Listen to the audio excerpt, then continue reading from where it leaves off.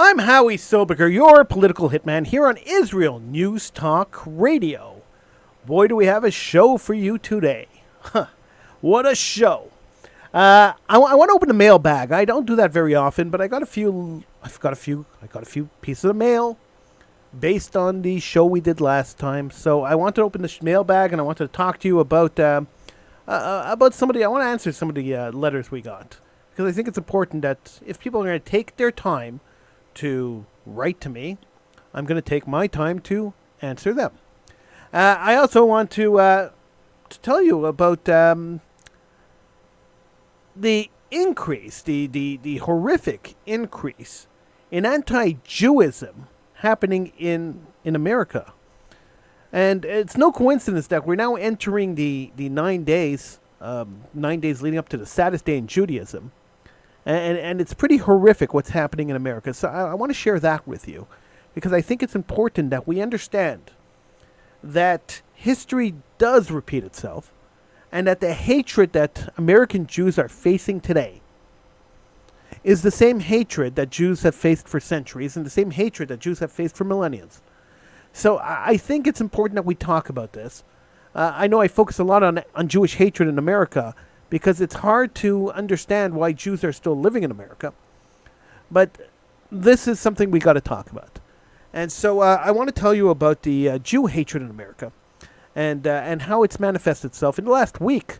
So much has happened over the last week. It's impossible. I could fill up 2 shows talking about what's happened in the last week in America when it comes to Jew hatred. How sad is that? This is the Political Hitman. My name is Howie Silberger. You could join me in the chat room by going to IsraelNewsTalkRadio.com and clicking on that button on the top of the page that says chat room. Well, it says listen live chat room. And you could join me in the chat room there. You could call in. The numbers are on the top of the page on Israel News Talk Radio. I'll give them to you anyway. In North America, the number is 301-768-4841. In Israel, the number is 0265000151. I'm Howie Silberger. This is Political Hitman on Israel News Talk Radio.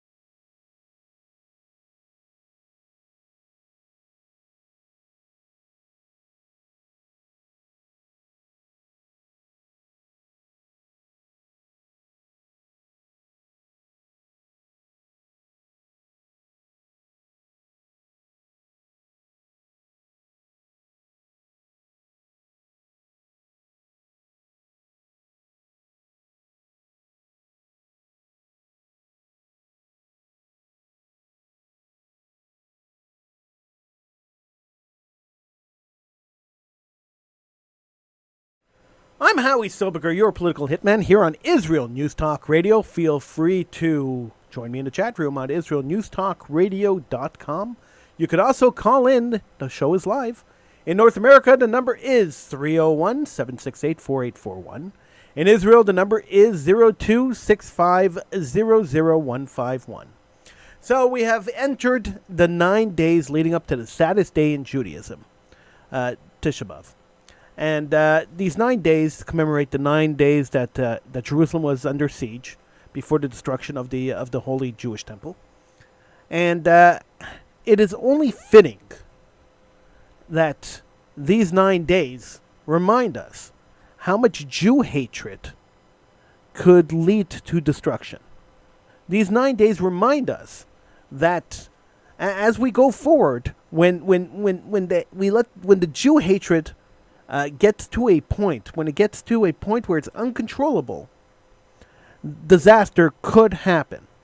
And so, it is not overly surprising, it's not crazy surprising, that right here at the beginning of the 9 days, America's Jew hatred has gone nuts, has really topped itself. So I want to start the story with something that happened right at the beginning of the week, at the end of last week, beginning of this week, where an American presenter, a host of an American talk show, and he's also the host of American game show on television, a nationally broadcast American game show, decided to insult Jews and white people on his radio program.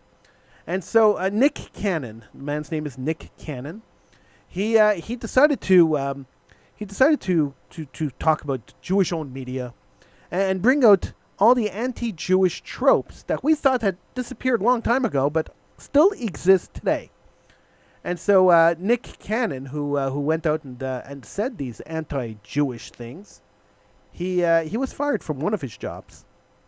He was fired from his producing job. He produced a bunch of TV shows for CBS. CBS fired him immediately. The Jewish owner of CBS, Sharon Redstone, said that kind of behavior is not acceptable on her network, and she won't hire people. She won't keep people employed on her network if they behave the way Nick Cannon behaved. Disney-owned Fox kept Nick Cannon on the show. They haven't fired him. They haven't come up with very much statement, but they haven't fired him. Now, we have to remember that Disney is also the same company that fired Jewish Roseanne Barr when she made a cryptic remark that they deemed racist. So the double standard is there. Former New York Police Commissioner Raymond Kelly earlier last week said that the Jewish communities in America should follow the example of those in Europe and put security measures in place in synagogues. He warned that we are in a dangerous place in history. That's an exact quote. We are in a dangerous place in history. He explained, budget cuts due to the coronavirus lockdown and an erosion of respect for police officers are creating a perfect storm that will see safety decline in New York and elsewhere. Kelly also said, in the U.S., the Jewish community needs to be more alert about who is entering community premises. He warned that in today's environment, synagogues cannot be fully open environments. Now, Kelly, who was the former police commissioner of New York City, now heads the Anti-Semitism Accountability Project and has visited 10 European countries to meet with the governments and faith leaders to examine how anti-Semitism is being tackled on the continent in comparison with the U.S.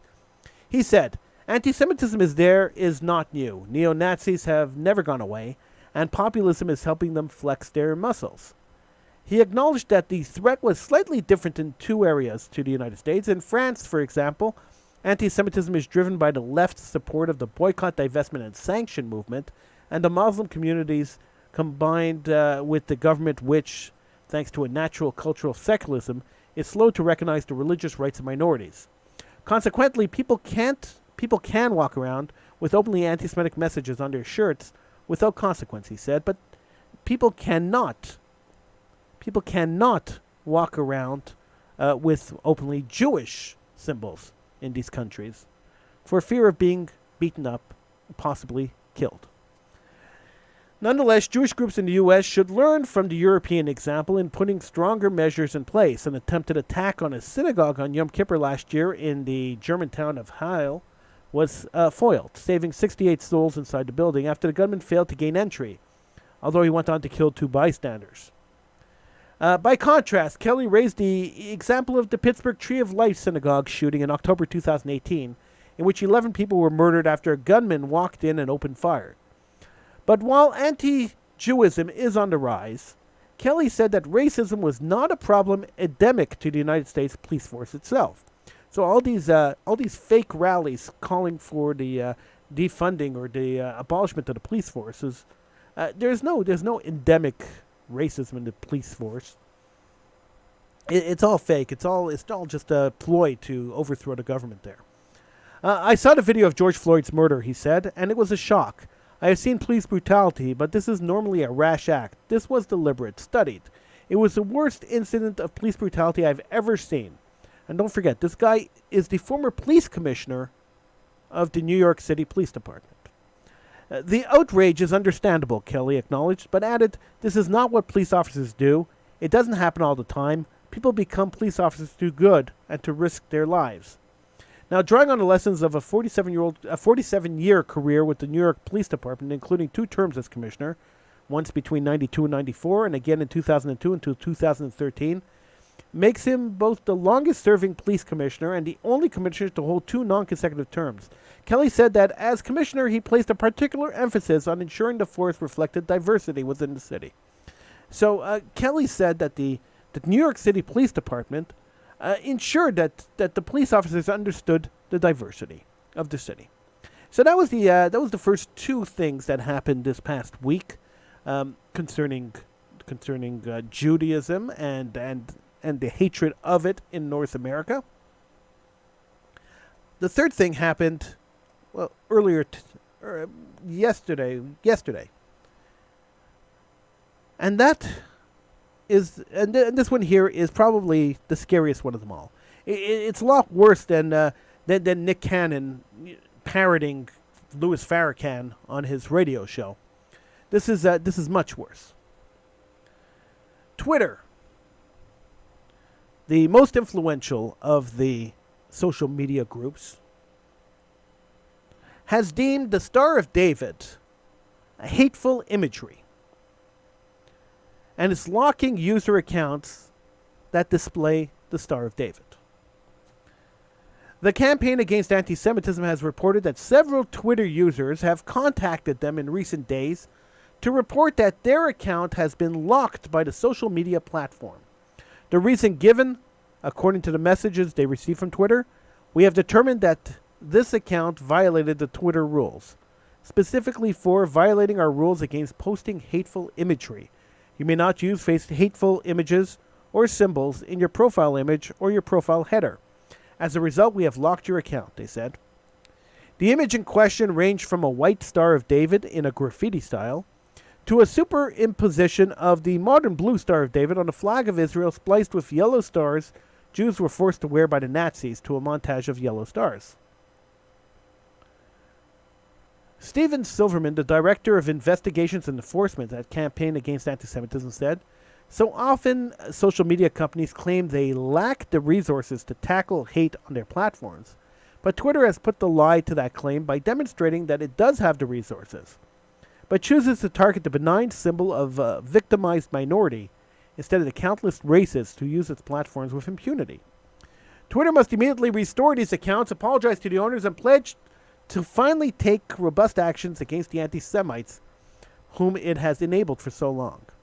Now, this is not the first time that Twitter has come in for criticism over apparent endemic anti-Jewism. Last week, the platform was accused of inciting anti-Jewish hatred after it refused to take down the hashtag Jewish privilege when it began trending. Now, the tag was used to promote anti-Jewish messages on the platform, such as Jewish privilege is being born into a world where your ancestors have progressively transformed an entire civilization into a Jewish utopia by inverting its formerly Christian values into exact opposites. And Jewish privilege is running the slave trade, owning the slave ships and owning the cotton plantations, but constantly blaming slavery on white people, with the very media you completely control. Eventually, Jewish activists fought back, and they used the hashtag Jewish privilege to highlight anti-Jewish experiences that they've had and their families faced over the years. Silverman added, "It's deplorable enough that Twitter consistently fails to act against anti-Jewism on its platform, but now is taking action against Jews for the simple crime of showing pride in their identity by displaying a Star of David. It never fails to astound just how low Twitter is prepared to go." So, social media, American social media, the most influential of all American services, has now deemed the Star of David a racist symbol. Now you shouldn't be surprised because they also deemed crosswalks a racist symbol. The idea of racism in the United States has become a joke. And fighting racism in the United States has become a parody of itself. But this is not a parody. This kind of hatred, the banning of the Star of David, should be very concerning to everyone. It should be very disconcerting to everyone. Everybody should be extremely, Jewish or not, you should be extremely, extremely nervous about Twitter attacking the Star of David. The reason for that is, we all know history, and if you understand history, and you understand that history repeats itself, when you attack one symbol, and you attack one religion, you're attacking all religion. It won't be long before Twitter bans the cross. I'm Howie Silberger. This is Political Hitman on Israel News Talk Radio.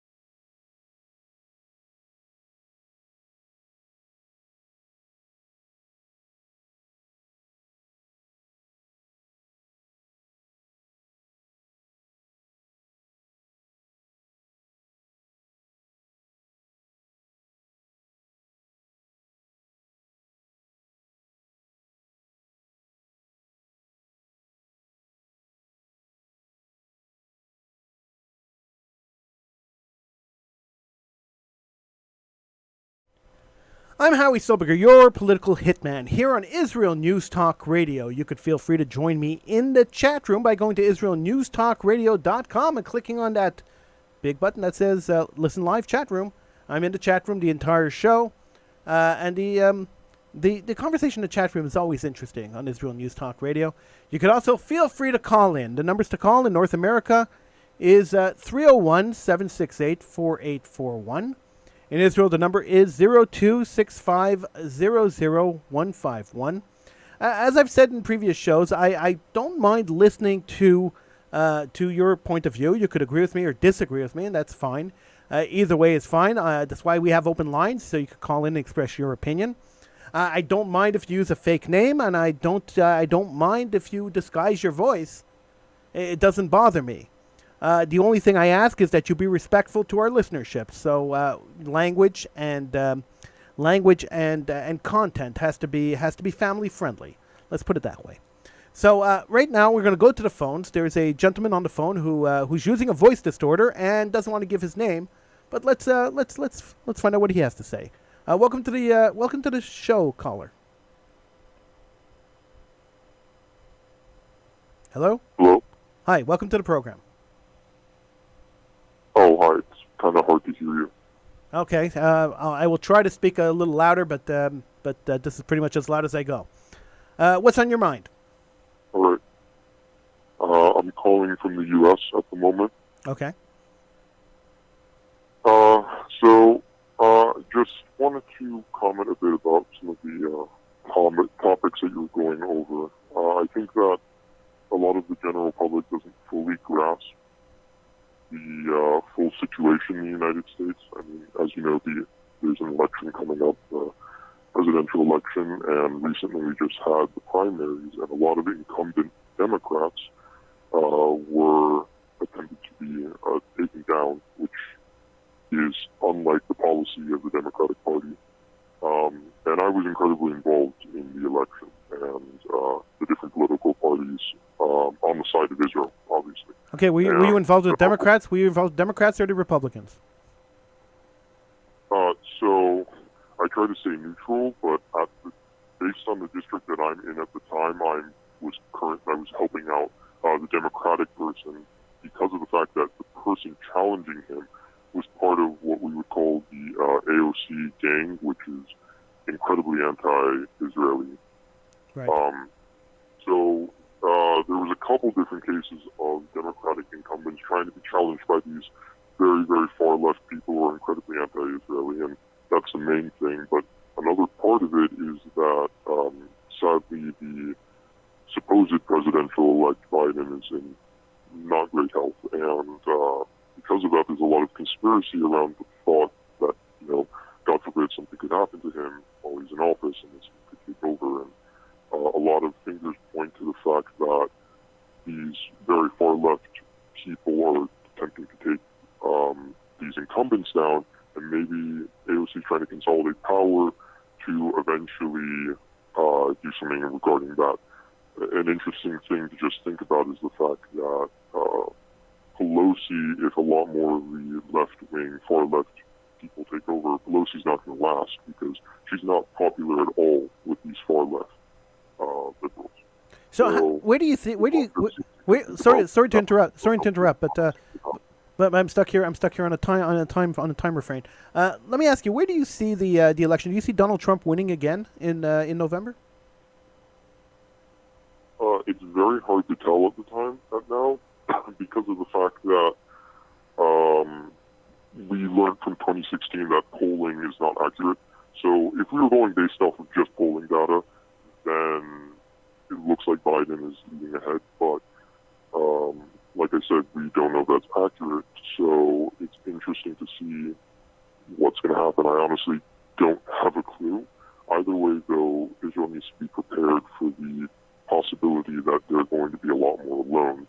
And luckily, the country has begun to do that militarily and economically through by showing that they're actually a powerhouse in a lot of different things like technology. So they're beginning to move in that direction of being more independent, but that process is going to need to be sped up if Biden does win, because it's going to be incredibly difficult for when the terrible thing, which is going to happen when a situation with Iran starts out, and we might not have the U.S. to help us out. All right, so just today, the Democratic Party has said that they are trying to get rid of the filibuster in Congress, which means that they want to get rid of the 60 congressmen that have to vote for something to pass. They want to get rid of that rule, and then kind of have just show of hands and majority rules. Do you think that that's going to affect the way the United States deals with minorities like Jews or blacks? And how do you think that's going to affect anything if the Democratic Party comes in? it's going to be quite difficult to do something that radical and pass something that radical. I would be interested to monitor it more before I really have an idea of how it will affect things. In general, though, I mean, it sounds harsh to say, but I don't think that Congress actually cares about the Jewish minority at all. And yeah, it's harsh, but it's true. I've seen it.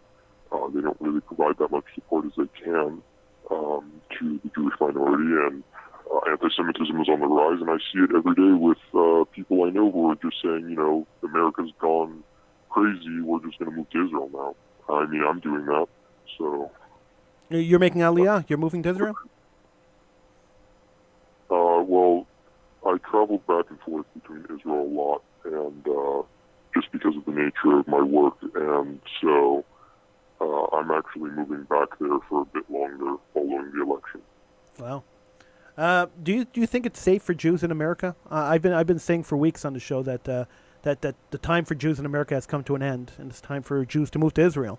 Do you agree with that statement, or do you think that there's still hope for the American Jewish community? So, I think for most Jews who aren't right now helping in terms of the political spectrum, I think that it's their time to move. I really believe in that. But those similar to what I'm doing and people I know are doing, trying to hold on to, a pro-Jewish group in Congress and in the government in general, need to continue doing that. And I mean, partially you can do that from Israel, but it's important to be here and go to Washington and do things like that, like AIPAC and NORPAC, so on and so forth. But why is that important? If the Jewish community moves out of, let's say theoretically speaking, the majority of Jews move to Israel. I know it's not going to happen, but let's assume that the majority of Jewish Americans are going to move to Israel. Let's say they pick up tomorrow and decide to take off. Why would it be important to keep lobbying Congress through AIPAC and these other groups if there are no Jews there, or a really, really small minority of Jews there? The important part is helping out with the process of Israel moving away from the United States. Israel needs a superpower in general. That's just the way that the world works. Every country that's small like Israel needs a superpower to help them behind. And so if they want to continue having the U.S. pushing them, we need some people to continue lobbying to have United States support Israel at all. There's always going to be a small amount or a large amount or just some amount of people in Congress and in the government who support Israel. We need to continue having them teach others about how good of an asset Israel is. You don't think Israel could survive without the friendship of the United States? I mean, there's a possibility of it happening, but it's going to be very difficult. I'll tell you that 20 years ago, a little more than 20 years ago, I confronted Yossi Beilin, and we had a conversation. He was the deputy foreign minister of the state of Israel at the time. And we had a conversation, and he said very clearly, we don't need American money. We don't need American armaments. We don't need anything. He says Israel's GDP is high enough. We make enough money, and we have enough expertise to do everything on our own. We really don't need America. Do you think things have changed since Yossi Beilin said that maybe 25 years ago? I think that the importance of America is not entirely due to the GDP or due to the economy. The Israelis have proven that they can take care of themselves in that respect. I mean, look, Israel's called the Silicon Valley of the Middle East, and practically of the world, in fact. I mean, the amount of technology. So they're fine on the economic front. But more where it's important is intelligence and the fact that there's cooperation in that respect. In the current way that the Middle Eastern theater is set up with Iran and Hezbollah on the axis of evil, we can't defeat them on our own, and we need the U.S. or Russia or one of the superpowers to at least help us a little bit. And like I said, we're coming very close to that time where there is going to be a conflict. Just yesterday, the Israelis strike Damascus, killing a Hezbollah soldier, a general actually, and now are on high alert for retaliation from Lebanon. So who knows, maybe we're right around the corner from a conflict, but we're going to need the U.S.'s help if we're going to make it through that. If Iran was out of the picture, though, it would be very different. We probably would be fine. Caller, thank you so much for calling in. I'm just out of time for the segment. Thank you so much for calling in. Please feel free to call back. I'd love to talk to you again. Thank you so much. All right. Thanks. Take care. You too. I'm Howie Silberger. You could call in too. In North America, 301-768-4841. In Israel, 02-6500151. We're going to take a little break. When we come back, I want to open the mailbag. I want to read you a couple of letters that I got from listeners reacting to the last show when I spoke about cheeseburgers and how cheeseburgers are promoting assimilation. I'm Howie Silberger. This is the Political Hitman on Israel News Talk Radio. We'll be right back.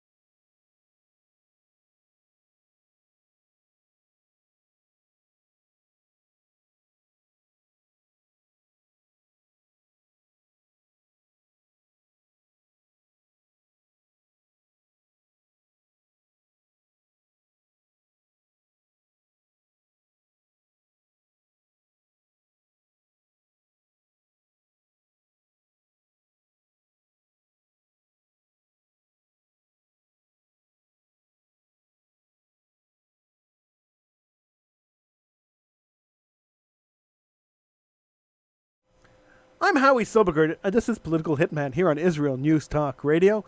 You can feel free to join me in the chat room on IsraelNewsTalkRadio.com. Just click on that button that says chat room, and you will be in the chat room. The conversation is always interesting in the chat room. We are a live show, which means you could call in. The numbers to call, 301-768-4841 in North America. In Israel, the number is 02-650-0151. If you didn't write those numbers down, and I have a feeling that some of you probably didn't, you could always get those numbers on the top of the page on IsraelNewsTalkRadio.com. So I hardly ever do this, and I really should do this more often because it's fun. I never open up the mailbag. I read every email. I don't respond to all of them because some of them there's just nothing to respond to, or the ones that need response I give response to, but I don't respond to everything. But I like to sometimes highlight a couple of emails on the show, just to show you that some of the feedback that we get. I appreciate all feedback, positive or negative. I always appreciate feedback. You can't get better at doing something, and you can't be better at something unless people give you feedback. So I always appreciate when people feedback. I'm going to share them in the order that I think of importance here, importance in interest and discussion wise. So I'll give you the first one. The first one came from a guy named Michael. And what Michael wrote was, Howie, you're... one second. Before I even get to the letters, let me just remind those of you who didn't hear the last show. I was talking about assimilation through food. That Jews who eat food that pretends to be non-kosher food, so bacon bits that aren't real bacon bits, or turkey bacon, or cheeseburgers with a veggie burger and cheese, are really buying into the whole assimilation thing and promoting assimilation. By eating that kind of food, you're promoting assimilation. That's essentially what I said the last show. So we got a couple of responses, and I just want to share them with you. Howie, you're right. In the USA, assimilation is high because many Jews want to be like Gentiles, and others just enjoy the comfort of having, in this case, all the quote kosher unquote options. But you're wrong in this case. Jews in the USA are in the galut of their minds. He's saying the Jews in the United States are in the diaspora of their minds. There is nothing in Israel that you cannot get here. There's only one thing, actually two things that you cannot get here. I'm assuming here means in the United States. It's not exactly clear what he's saying here, but I'm assuming when he says that there's nothing in Israel that you can't get here, he's referring to the U.S. Number one, the actual land of Israel, and number two, being closer to God and living on the land. Eating fake pork and cheese doesn't make someone assimilated. That's like saying I'm Italian because of all the pasta I've eaten, or Japanese because one eats sushi, or Chinese from eating all the Chinese food. I never heard of this Xmas Day tradition. Maybe by secular Jews, he asks? And I don't know anyone who does anything like that. I highly doubt one person's quest to have his parents eat non-kosher started a nationwide tradition. Then he continues with, my son's yeshiva, which is a Jewish religious institution, a Jewish school, have great traditions of having father-son learning on the 25th of December. So on Christmas Eve and on Christmas Day, they learn. Bottom line is that the religious Jews who care that this fake food is kosher are not assimilating. They still have the Torah, synagogues, and Jewish schools. They are not ready for the secularism of the kibbutz movement. If you're right, and if what you said is right, he said, then I am a Jewish, Chinese, Italian, Mexican. I know someone who grew up in a non-Jewish home, and apparently, according to this person, pork and crab is very good, he said. Personally, I had a revelation the first time I heard that you can get tapeworm from pork.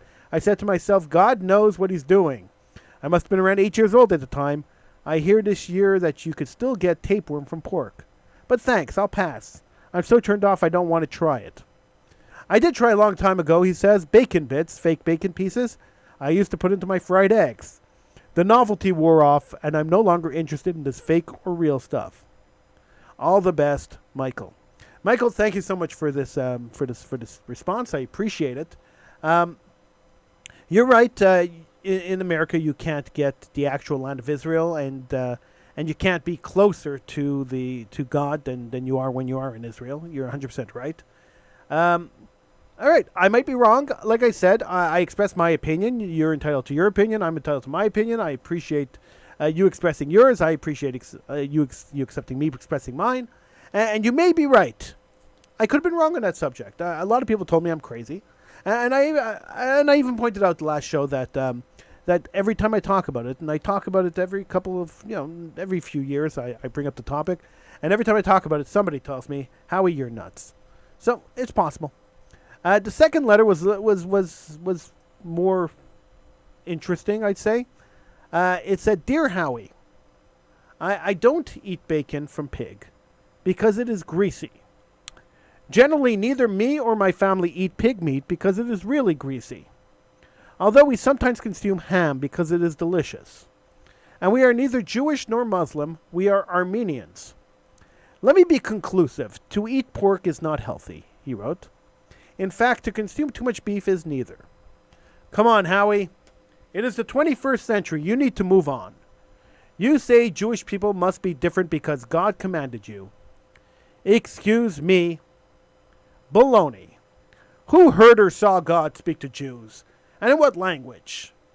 Let us say you are right and God exists. Where was God during the bloody centuries during unwanted wars? People were massacred.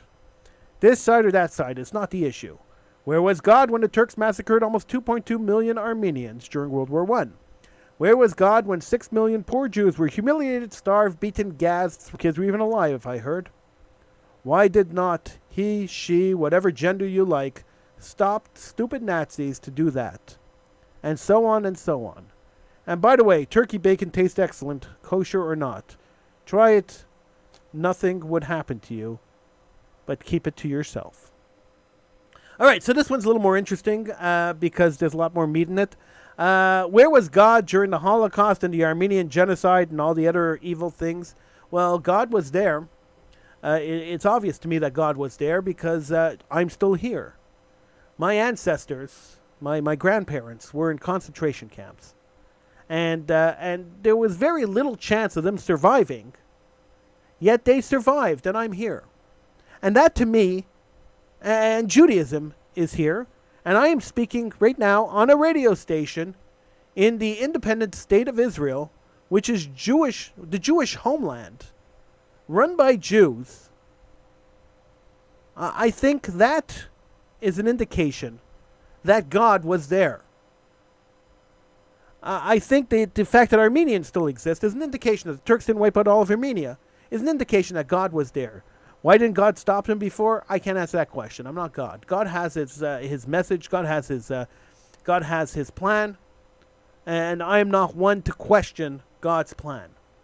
But I am one to recognize that God was there, and God stopped it before all Jews were wiped out. The Jews have been the most persecuted nation in the world, yet we still exist. And that to me is proof enough that God exists. So you could be angry at God, and that's fine. You could ask God you could say that your belief in God is shaken. That's fine too. But at the end of the day, I think the proof is pretty clear that since Jews exist, since Armenians exist, God had a hand in the survival of these nations. To me, it's crystal clear. Now, it might not be crystal clear to a lot of people, and that's fine. Like I said before, you're entitled to believe what you want to believe. I'm entitled to believe what I believe. But to me, that is a clear indication. Jews won the Holocaust. I know we're always depicted as the victim, but in my opinion, we are the victors. We won. We're still here. The Nazis aren't. And that says a lot. So where was God to stop these stupid Nazis? Well, he did stop them. He stopped them at 6 million. He did. Unfortunately, he didn't stop them before that, but he stopped them at 6 million. The Nazi war machine was almost impossible to stop, and yet it stalled and stopped and died. And the Jews are still here. The Holocaust didn't happen. I mean, it happened, but what I'm saying is the Holocaust that Hitler had planned didn't happen. Let me just rephrase that before someone takes that out of context, clips it up, and makes it sound like I'm a Holocaust denier. That's not what I'm saying. What I'm saying is that the Holocaust that Hitler had planned did not happen. We survived.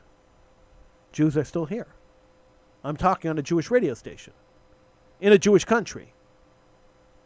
You can't beat that for proof of existence of God. So this guy called himself Cambits. I want to thank you for the letter, Cambits. I appreciate the feedback, and I'd love to hear from a lot more people. So feel free to email me. My email address is available on the Political Hitman page on Israel News Talk Radio. You can feel free to email me all the feedback you want, and But it's always more fun when you call into the show, and I appreciate every call. So I want to thank the caller who called in. I don't know his name, I don't know who he was, but thank you so much for the for the phone call. That was a very interesting call, and I hope that he calls back in future shows and we could talk a little more because there's a lot more questions I had for him. Fortunately, we have a time constraint on the show, but I had a lot more questions for him, so I'm hoping that he calls back. I want to thank you all for tuning in, and I know that that I'll be back again next week when we could talk again, right here on Israel News Talk Radio, because this is where the fun comes in, talking to you. Thank you so much for listening. I'll see you again next week. All right, great. Very fun show. I thought so. Yeah, I thought so.